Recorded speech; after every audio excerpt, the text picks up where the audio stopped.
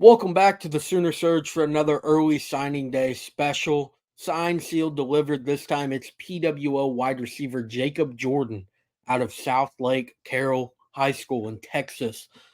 Big time program, Southlake Carroll. Again, if you guys are familiar with Texas high school football at all, this program where Quinn Ewers is from, they're in the run for state championships year in and year out. They go deep into the playoffs in 6A.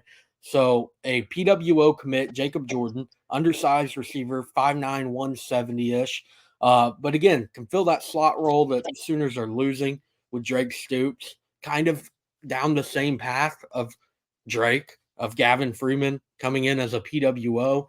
So again, and a guy that isn't talked about a lot in this class as he's a PWO and one that will have to work his way onto the field. But you're getting guys like Jacob Jordan as a PWO. You're doing it right because this guy is good enough to play college football at many different programs. Yeah, I know there's a picture of him with his arms crossed, and it looks like he's got two shot puts in his biceps. That's, I mean, the guy is strong. Okay, and where he lacks, what he lacks in size, he kind of, I guess you could say, compensates and for his route running. Hunter, you watch tape, you talk to anyone, I'm sure, in Texas high school football. He is a difficult cover because he is elite at route running. And there's videos of him beating guys deep, but really, like you said, Hunter, where his role would be is in the slot. Someone who's going to be a Drake Stoops, Gavin Freeman, Wes Caswell, Wes Welker. We go on and on. Those types of guys. That's kind of his niche. And while he's not a straight line speedster, he'll get you because he's so quick. And that's where he gets you on his route running. He is so attentive to detail in his skills and his route running that he's so difficult to cover because he sells everything. And if you go for it all, he's got you beat. And when he gets the ball, his yak is really good as well. So I just think that all those things, yes, he's undersized, but so is Drake Stoops, and we saw what happened to his career, how he's going to be playing on Sundays. And I'll also say this, Hunter, let's just remove Drake Stoops from the situation because everyone wants to talk about Drake Stoops. They want to compare Jacob Jordan to Drake Stoops and Gavin Freeman because those two guys are on campus. Let's remove those from the equation. And look, there's guys on Sunday that are playing, that have played, that are just like Jacob Jordan and what he's bringing in. And I can name several guys. There was a guy at Clemson, right? Hunter Renfro. There's other guys that are playing on Sundays with this skill set. It can happen. And Jacob Jordan is a guy that has played in very, very, very high level competition and has held his own against some great DBs. Yeah, the big names that come to mind when you're comparing them to NFL guys, undersized in the slot, Cole Beasley, he was really good for a bit. Julian Edelman won a lot of Super Bowls with New England, same type of deal. He actually was a quarterback at one point, just trying to get on the field any way he could. And yeah, Jacob Jordan, it's not the most glorious commitment, anything like that. But had an offer from Texas Tech. That's a Big 12 school that a lot of people before this year expected to really take over the conference. Also has a North Texas offer. That's one of the better group of 5 programs in the country, especially they're in the Texas area in Denton or Denison, Denton, in that North Texas area. And again, back to Southlake Carroll.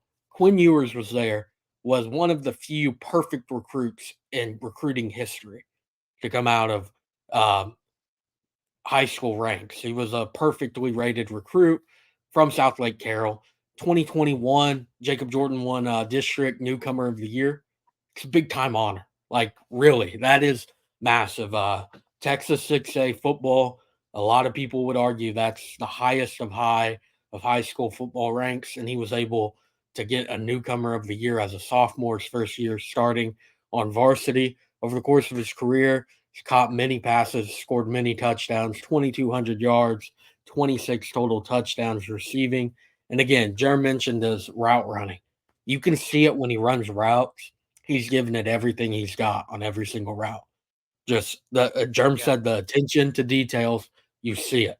You also see in his yards after catch.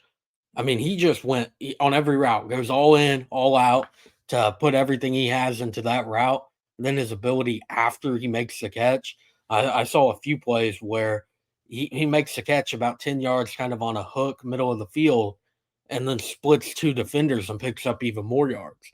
It's just you see that. That's why Drake Stoops was so great, is because you see the effort puts in every single day, day in, day out. Everyone knows what Drake Stoops said about this team, how much he cares about the program. He could care less if they were 0-8 and all that. There's still something to play for. You can kind of see those similarities in their games of just the all-out effort they put in, knowing that they're the underdog. They're the guy that is at Oklahoma without an offer, not Yeah. on scholarship, happen to earn it every single day.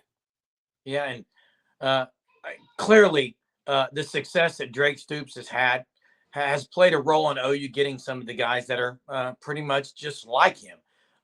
They have to see that. You mentioned Texas Tech was pretty much the competition here. Jay Valai actually was involved in this recruitment as well, I believe. Wasn't just Emmett Jones, but I know he attended the party at the Palace, and then after Champ U Barbecue is when he committed officially. Correct on this, Hunter. But I know Jay Valai was involved in some way in this recruitment, but I just think that what he saw with even the success Gavin Freeman had early and the talk of how Gavin is turning heads, to me, that opens the door for someone like Jacob Jordan. I think he did not not notice that. Let me just say that. Yeah, Emmett Jones also played a huge role. He's one that, especially with the decommitment of Dozie and Zukama, uh, Yeah. not saying he's going to get the scholarship right now, because you look at the wide receiver room, they have 13 guys that you can't really afford another scholarship there. But down the road, especially with a loss of another receiver in this 24 class, this is a guy you look, Emmett Jones, with how he recruited him. Really, not many people really even noticed it. Emmett Jones, of course, has those strong ties in the DFW area.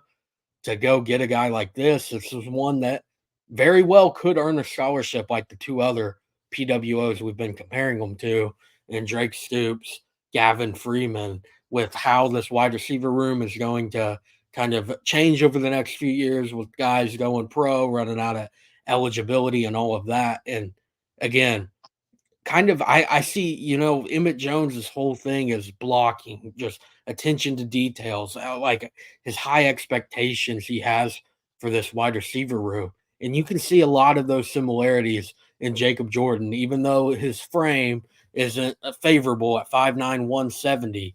You can just see his the amount of work he puts in and day out. Yeah, and toughness matters, and Jacob Jordan is one tough dude, and he's a Sooner. He's signed. Thanks for watching our videos. Jacob Jordan is a University of Oklahoma Sooner. If you haven't subscribed, do so. Appreciate you watching. Until next time, Boomer.